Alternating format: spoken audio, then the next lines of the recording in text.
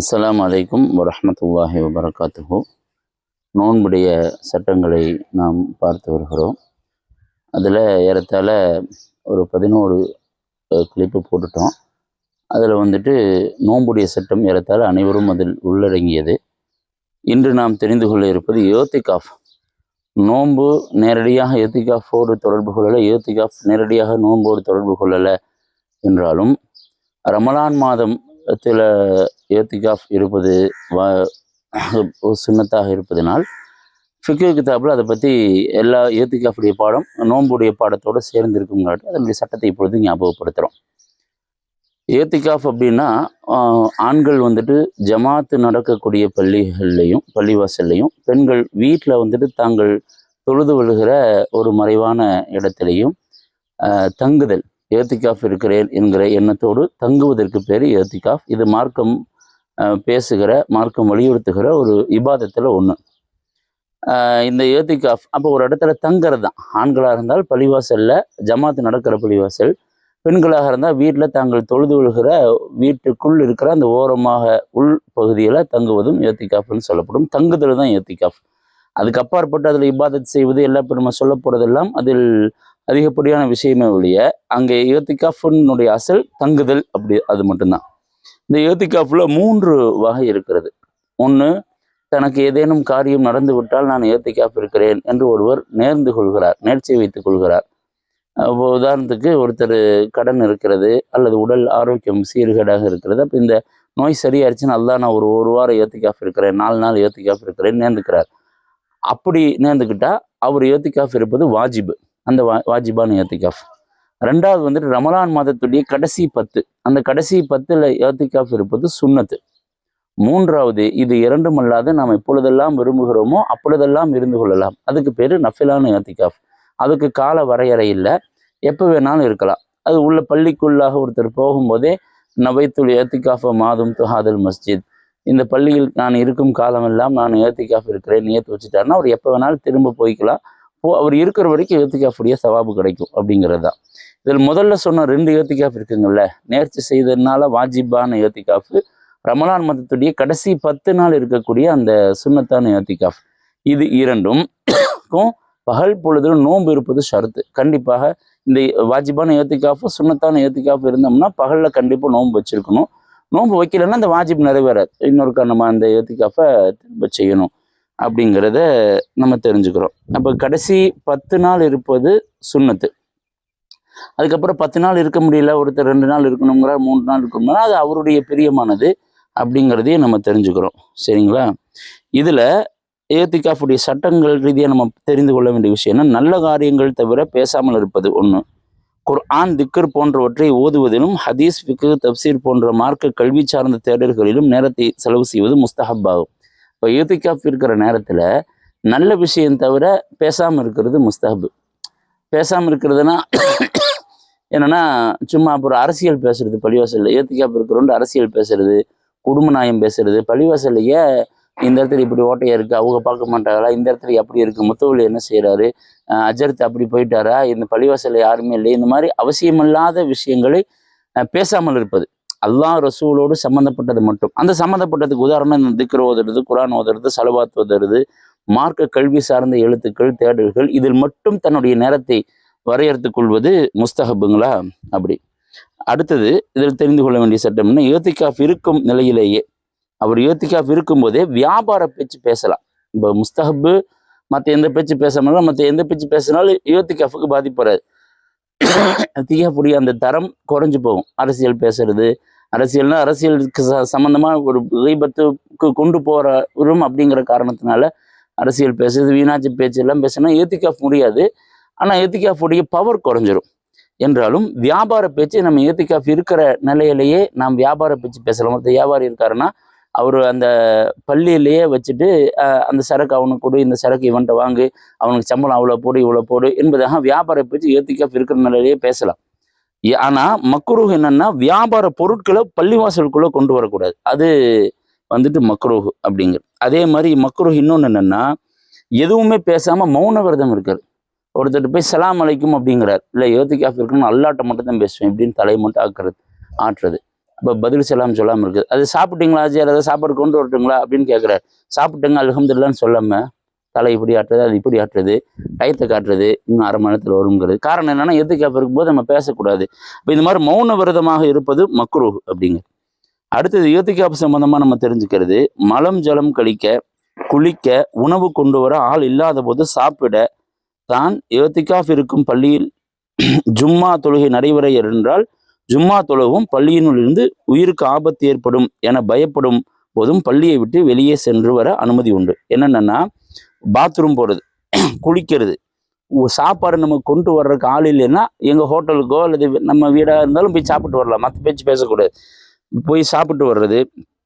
ஏன்னா இதில் இந்த இடத்துல சாப்பாடு கொண்டு வர்றதுக்கு நிறைய பேர் சாப்பாடு கொண்டு வர்ற ஆள் இல்லைன்னு ஏத்திக்காஃபே இருக்க மாட்டாங்க. நம்ம போய் சாப்பிட்டு வந்துக்கலாம். ஆள் இல்லைன்னா நம்ம போய் சாப்பிட்டு வர்றது.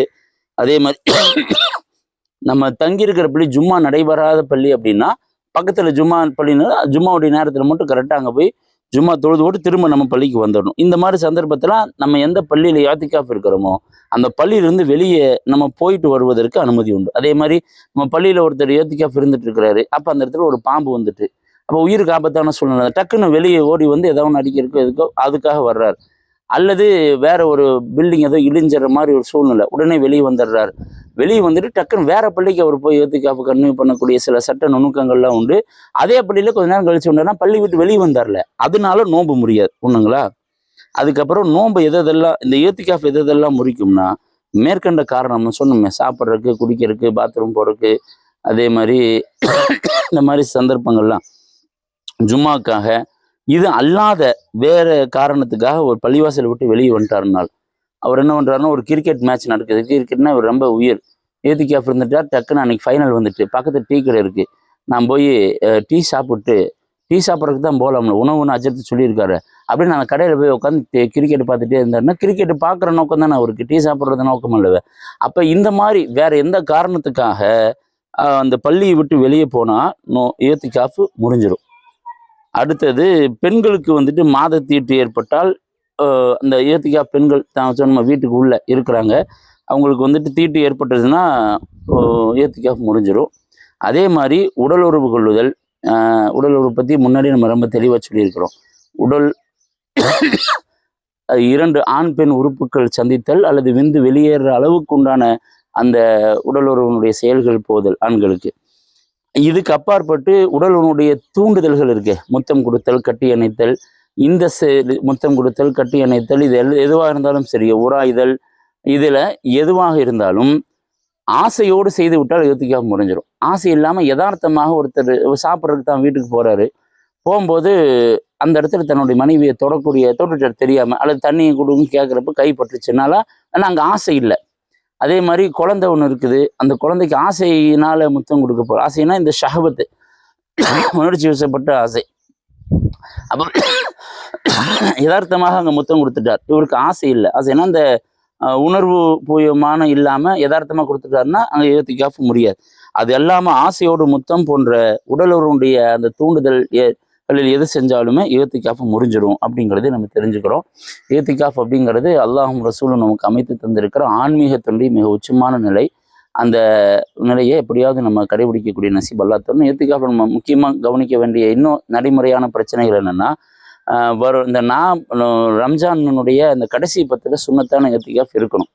சில பள்ளிகளில் நிறைய பேர் இருப்பாங்க, சில பள்ளிகளில் இப்போ முதல்ல முன்னோர்கள் நிறைய பேர் இருந்திருப்பாங்க, இப்போ இருக்கிறதுக்கு ஒருத்தர் இருக்க மாட்டாங்க, எல்லாம் பொழப்புன்னு இருக்கும்போது இவங்க காசை கொடுத்து ஒருத்தர் இருக்க வைப்பா. இப்படி செய்யலாமா அப்படின்னா, ஒருத்தர் வந்து அந்த காசு இல்லாதங்காட்டி தான் ஒரு இத்திகாஃப் இல்லை, வழக்கமாக இத்திகாஃப் இருந்துட்டு இருக்கிற ஆள், அவர் காசு இல்லை நம்ம வியாபாரம் பண்ணிட்டு வந்ததானுங்க ஆகும்போது நம்ம கொஞ்சம் காசை கொடுத்து தம்பி இந்த காசு வச்சுக்கோ இத்திகாஃப் இல்லைன்னு சொல்கிறது தப்பு இல்லை. அவர் ஒரு இபாதத்துக்கு நம்ம ஒரு தூண்டுறோம். ஆனால் சில இடங்கள் என்னென்னா அந்த இத்திகாஃப் இருக்க வைக்கிறதுக்கே காசு கொடுக்கறது, அவருக்கு யதார்த்தமாக இபாதத்தில் பேணுதல் இருக்காது. அந்த அல்லாஹோட நம்ம ஐக்கியமாக இருக்கு தான் இத்திகாஃப் இருக்கிறோம், அந்த இடத்துல இந்த மாதிரி பேச்சுகள் உலக பேச்சுகள் பேசக்கூடாது, அல்லாஹ்ட்டே இருக்கணும், தஸ்பீஹ் ஓதணும், இந்த இதெல்லாமே தெரியாது.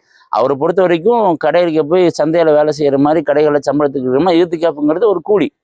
அவர் காசை வாங்கிட்டு பள்ளிவாசல் இருப்பார். அவர் யதார்த்தமாக சில பேர் பீடி குடிக்கிற பழக்கம் இருக்கும், ஊனா பள்ளிவாசல் வெளியே போய் பீடி குடிச்சிட்டு வருவா.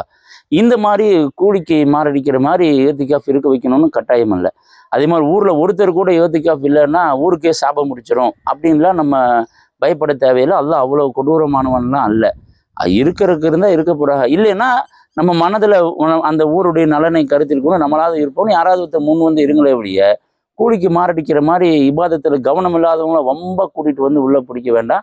அதே சமயத்தில் யாராவது இபாதத்தில் சிந்தனையோடு இருக்கிறவங்க இருக்கிறாங்க, அவங்களுக்கு கொஞ்சம் காசு பொழப்பு தொலைப்பு போனால் தான் அந்த 10 நாளுடைய செலவினங்கள் என்ன ஆகுமோ குடும்ப வரவுக்கு அதை கொடுத்தோம்னா இபாதத்தை ஏத்திக்காஃப் இருப்பாங்கன்னா அதை நம்ம ஊக்குவிக்கலாம் அப்படிங்கிறதையும் நம்ம தெளிவாக தெரிஞ்சுக்கிறோம். அதே மாதிரி கடைசி 10 நாள் முழுக்க இருப்பது சுன்னத்து. மற்ற நேரம் எப்போ வேணாலும் இருக்கலாம். விளம்பரம் மாதிரி கரெக்டாக 27ஆம் தேதி முடிச்சதுக்கப்புறம் இருந்துட்டு பெருநாள் வரைக்கும் இருப்பாங்க. அவங்க தொழில் சூழல் அந்த மாதிரி இருந்தால் சிறந்ததுன்னா அதை பற்றி தப்பு இல்லை. ஏன்னா நாங்களும் அந்த காலத்துலேருந்து அப்படியே தான் இருப்போம், அது இருக்க மாட்டோம்னு எத்தனையோ சிரமங்களை உள்ளே இழுத்து போட்டுக்கிட்டு அதை ஏறத்தாழ ஒரு தக்பீர் ஓதிட்டு அவங்கள கூட்டிகிட்டு வர்றது, தக்பீர் ஓதிட்டு செய்கிறதெல்லாம் அது ஊர் வழக்கத்தில் சிறந்ததாக இருந்தால் பிரச்சனை இல்லை. அது ஒரு விளம்பரமாகவே, நான் இத்திகாஃப் இருக்கிற வந்து என்னை தக்பீர் ஓதி கொண்டு போய் வீட்டில் விட மாட்டீங்களா, நான் இத்திகாஃப் இருக்கிறேன், எல்லா பேரும் வீட்டில் சும்மா இருக்கும்போது நானில் இத்திகாஃப் இருந்தேன் அப்படின்னு அந்த பெருமை பேசுவதற்காக நம்ம வைக்கக்கூடாது அப்படிங்கிறதையும் தெரிஞ்சுக்கிறோம். குறிப்பாக இபாதத்துங்கிறது அல்லாஹ்வுக்கு, இபாதத்தே அல்லாஹ்வுக்கும் நமக்கும் மத்தியிலானது. அதில் இத்திகாஃப் என்பது அல்லாஹ்வும் நம்மவும் ஐக்கியமாகிற விஷயம். அதில் வந்துட்டு நம்ம விளம்பரமாக எதையும் செய்ய வேண்டாம். அல்லாஹ் அதை விட்டு பாதுகாக்கட்டும். நமக்கு ரப்புல் ஆலமீன் முழுமையாக இத்திகாஃப் இருக்கிற நசீபையும் வாழ்வில் ஒரு முறையிலேனும் அதனுடைய சவாபை முழுமையாக துனியாவிலும் மறுமையிலும் அல்லாஹ் ஈட்டக்கூடிய நல்ல நசீபை நமக்கெல்லாம் தருவானாக. வாஹிரு தஅவானா அல்ஹம்துலில்லாஹி ரப்பில் ஆலமீன். அஸ்ஸலாமு அலைக்கும் வரஹ்மத்துல்லாஹி வபரகாத்துஹு.